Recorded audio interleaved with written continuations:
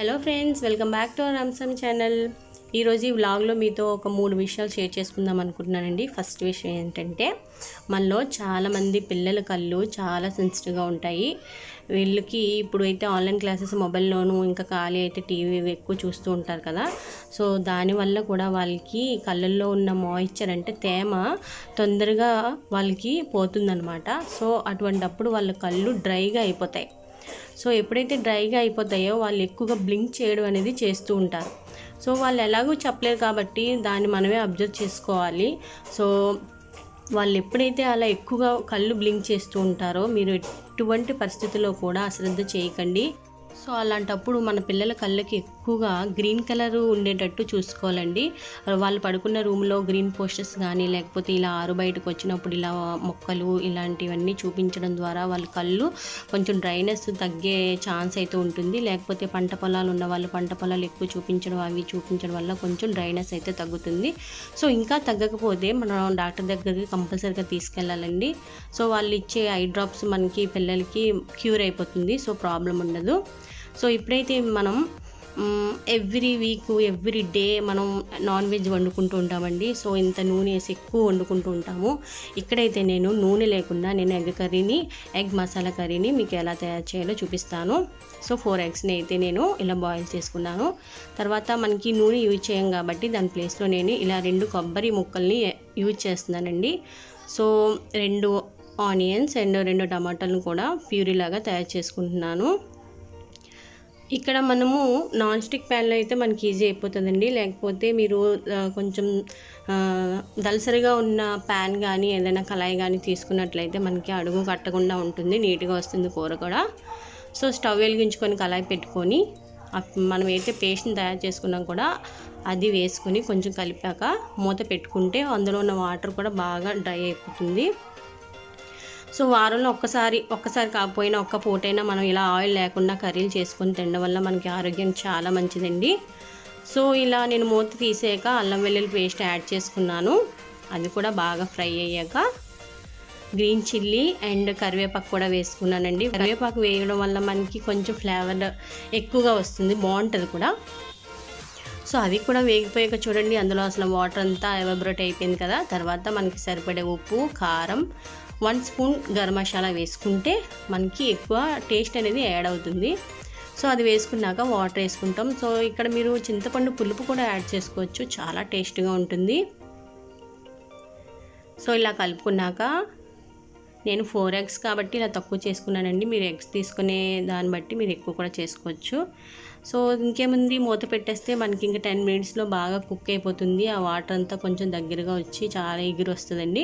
అసలు చాలా టేస్ట్. ఇందులో ఆయిల్ లేదంటే ఎవ్వరు నమ్మరు. మనం కోకోనట్ వేసాం కదా, flavour and garam masala flavour చాలా బాగా మనకి తెలిసిపోతుంది. సో మనం ఆయిల్ లేకుండా చేసామంటే ఎవ్వరు నమ్మరు, ఈజీగా తినేస్తారు కూడా. మీరు కూడా ట్రై చేయండి తప్పనిసరిగా. మనం వారంలో ఒక్కరోజు కాకపోయినా ఒక్క పూట అయినా ఇలా ఆయిల్ లేకుండా కర్రీ చేసుకొని తినడం వల్ల మనకి హెల్త్ బెనిఫిట్ చాలానే ఉంటాయి. మీకు అలవాటు అవుతుంది.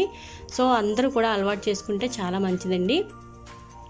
సో దీన్ని చపాతీలో కానీ లేకపోతే మనం రైస్లోకి వేడివేడి అన్నంలో వేసుకొని తిన్నా కూడా చాలా బాగుంటుంది.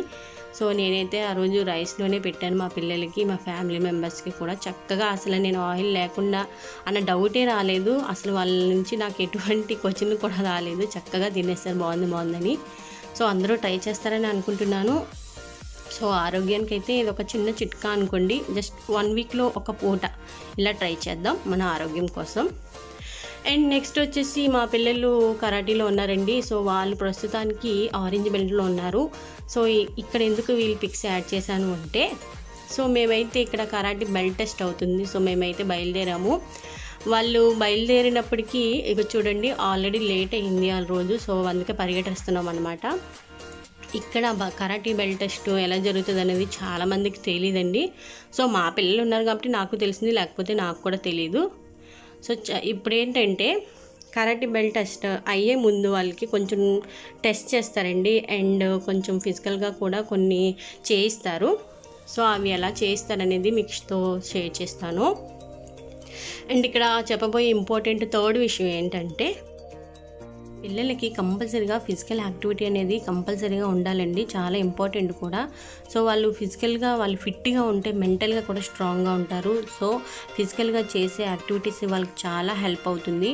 సో కరాటీ అనే కాకుండా మరి ఇంకేదైనా మీకు అవైలబిలిటీగా ఉన్న ఏ యాక్టివిటీని కూడా ఫిజికల్గా వాళ్ళకి అసలు చాలా స్ట్రెంగ్త్ని ఇస్తుంది. కాబట్టి తప్పనిసరిగా ఏదో ఒక యాక్టివిటీలో వాళ్ళని జాయిన్ చేయండి. సో ఈ విషయం అయితే మీతో షేర్ చేసుకోబోతున్నాను. అండ్ ఇక్కడ చూడండి, ఇక్కడ మా సారు అంబున్ సార్ అనమాట, చాలా బాగా చేయిస్తారు. అండ్ పిల్లలు కూడా చాలా బాగా కేరింగ్గా అన్ని విషయాల్లోనూ కూడా ఇక్కడ చాలా శ్రద్ధ వహిస్తారు. సో అందరి చేత ఇలా ముందుగా కొంచెం చేయిస్తారు, తర్వాత వాళ్ళకి టెస్ట్ చేసి వాళ్ళకి బెల్ట్లు అనేవి ఇస్తారనమాట. సో మాకు ఈ ప్రాసెస్ అంతా అయ్యేసరికి చాలా లేట్ అయిపోయిందండి. సో మీతో అయితే మొత్తం షేర్ చేయలేను, ఎందుకంటే చాలా లేట్ అయిపోయింది. నేను వీడియో షూట్ చేయడం కూడా చాలా చీకటి అయిపోయింది. సో ఇక్కడైతే పార్క్లో జరుగుతుంది. పార్క్ కూడా చాలా పెద్దది. ఎంత పెద్దదంటే మొత్తం వాకర్స్కి ఎంత, నెక్స్ట్ పిల్లలు ఆడుకోవడానికి కానీ వాకింగ్ చేసే వాళ్ళకి కానీ చాలా బాగుంటుంది. అండ్ ఇక్కడైతే వీళ్ళకి ఇలా చేస్తున్నారు. సో మీరైతే ఒకసారి చూడండి.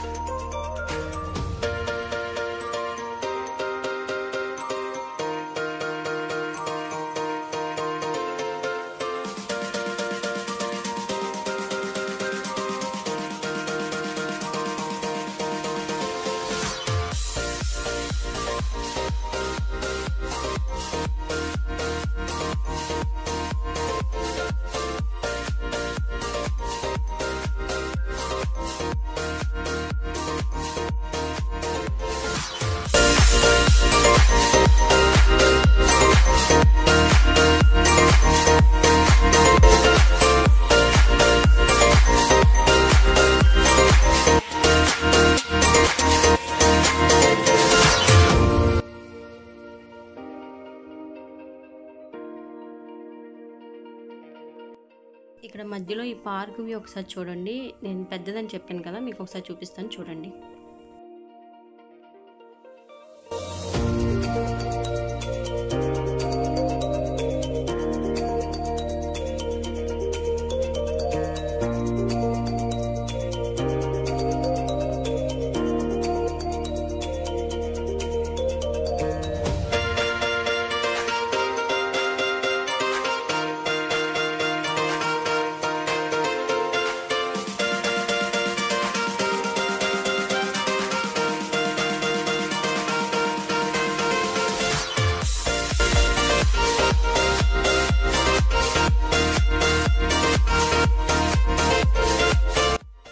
సో ఇక్కడైతే చూడండి, మా వాడు ఆరెంజ్ నుంచి గ్రీన్కి వచ్చాడనమాట.